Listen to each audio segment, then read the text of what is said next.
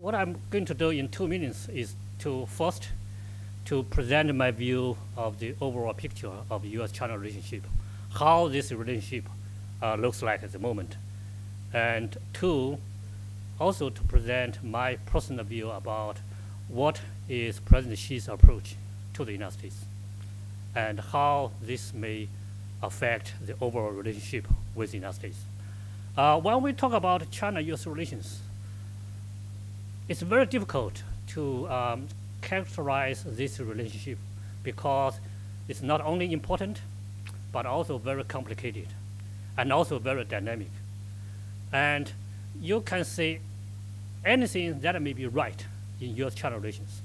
So for scholars like us, is that we should have a overall big picture and balanced view of this relationship, not just focus on one particular issue or spot. For the overall picture, I think we can think about this relationship in terms of 3 levels: bilateral level, regional level, and a global level. And for each level, there are both areas of cooperation and areas of differences and even friction. So let's start from the bilateral level. The positive side, certainly economic relations.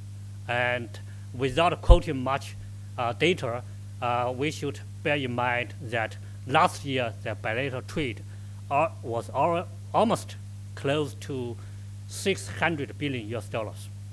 And China is America's 3rd largest export market and may become the 2nd largest one in the next 3 to 5 years.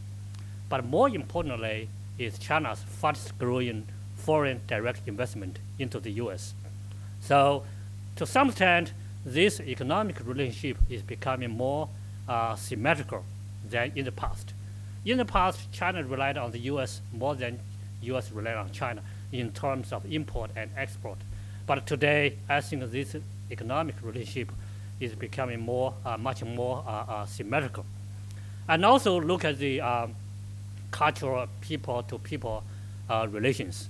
Last year, there were about 5 million people times traveling between our 2 countries. This forged a very strong bond between our 2 societies.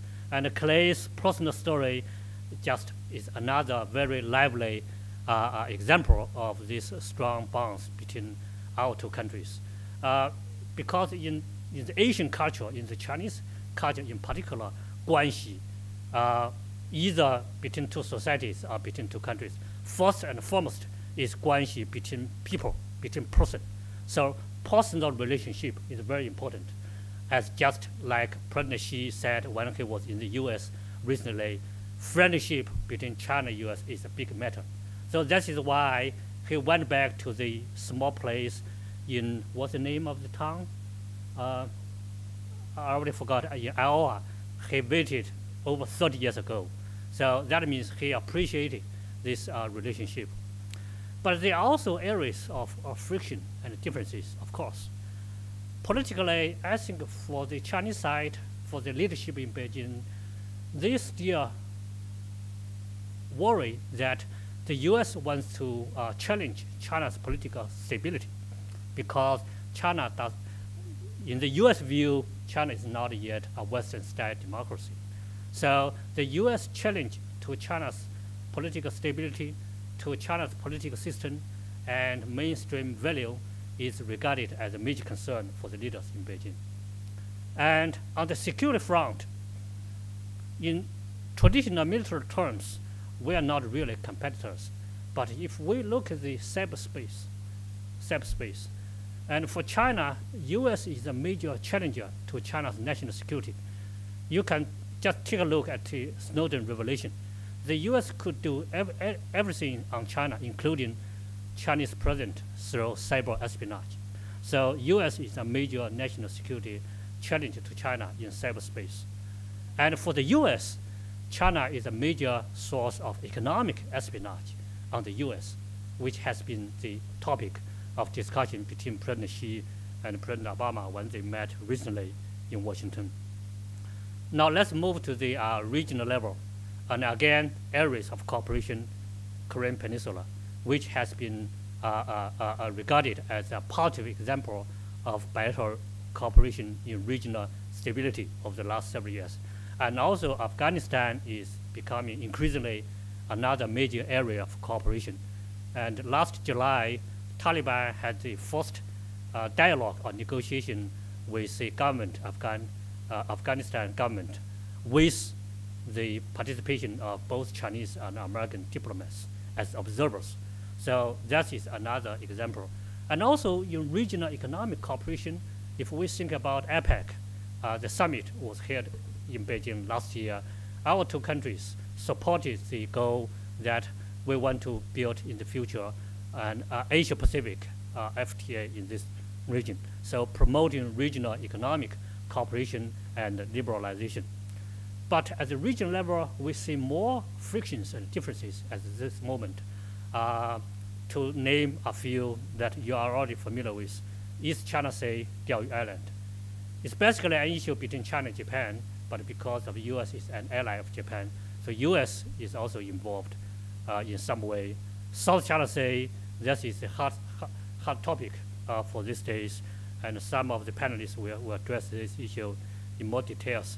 TPP, Trans-Pacific Partnership, China was somehow excluded, to put it that way, and even AIIB, Asian Infrastructure Investment Bank, U.S. originally opposed, but now Obama adjusted its position. Still, it will take some time for the U.S. to be really a member of it. So at the regional level, it seems we have more areas of competition and friction than cooperation. Finally, at the global level, I think at the global level, currently, we have more areas of cooperation. Iran, nuclear negotiation, Sudan, anti-terrorism, Ebola, climate change, G20, IMF reform, all these kind of things regarding to regional stability, global governance, reform of existing international financial system, and stability of world economy. To put it this way, for all these major issues, China-U.S. alone cannot solve the problem, but without substantive China-U.S. cooperation, it's just impossible to solve the problem and to deal with the challenge. There are also some differences at the global level between our two countries, not surprisingly. For example, in Syria, China and U.S. have different ideas about what's the best approach to this issue. So in UN voting, China vetoed several proposals endorsed by the U.S. and some of the European countries. And on this kind of issue, China believes that the regime change is not really the right way to address these complicated challenges. So that is the overall picture about where China-U.S. relationship stands at the moment. What is President Xi's policy towards the United States? In my opinion, it includes three components. One, trying to stabilize political and security relationship with the United States. Two, deepen economic relations. Three, strengthen multilateral cooperation with the United States on international issues.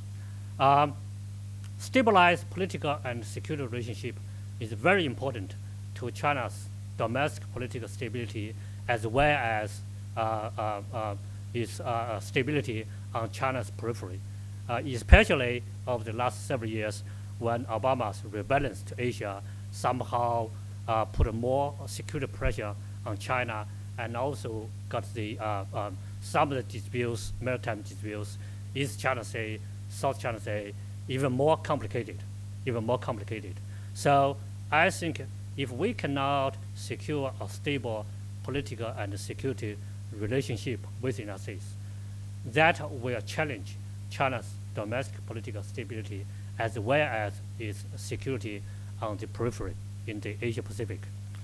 Secondly, deepen bilateral economic relations. It was President Xi and President Obama who made the decision 2 years ago that we should move the dialogue or consultation on bilateral investment treaty negotiation into the substantive stage.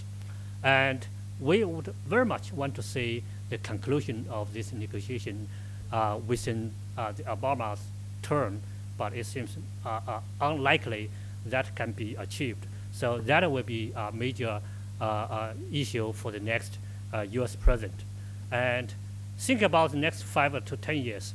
If you are going to have 100 to 100 billion US dollars investment from China to the U.S., it's very important that our two countries should have a legal framework protecting this, FDI in both ways. So I think it serves the interests of both countries. For China, our current concern with the U.S. is not so much to expand our trade. The trade volume is already big enough. The concern is really how to promote more direct investment into the U.S. And finally, strengthen multilateral cooperation on international issues. That's for China, not only because China has a major stake in global governance, but also President Xi wants to show that by playing a more active role on those issues, China can show to the world that China is a rising and also responsible power. And this is the area that China-US will have a lot of potential to explore in the years ahead. So having said that, what are the major challenges to China-US relations from my personal perspective? I think from a Chinese perspective, the challenge is really how you maintain a very stable personal relations at the leadership level. And that will create a credible framework for two leaders, two countries, to deal with, to manage a lot of thorny issues. The challenge is that the U.S. is entering another political cycle, and you are going to have another president. So usually this kind of power transition will bring about some turbulence in U.S.-China relations. So President Xi had to think about who the next U.S. president will be and how to deal with him in the next 4 or 8 years. So this kind of evolution in the U.S. Political system from the Chinese perspective is a major difficulty of managing relations between two countries, because getting back to my earlier remarks, usually the Asians, the Chinese, they believe relations between two countries at the end of the day are relations between individuals, including between two leaders. So with that, I think I will stop here. Thank you.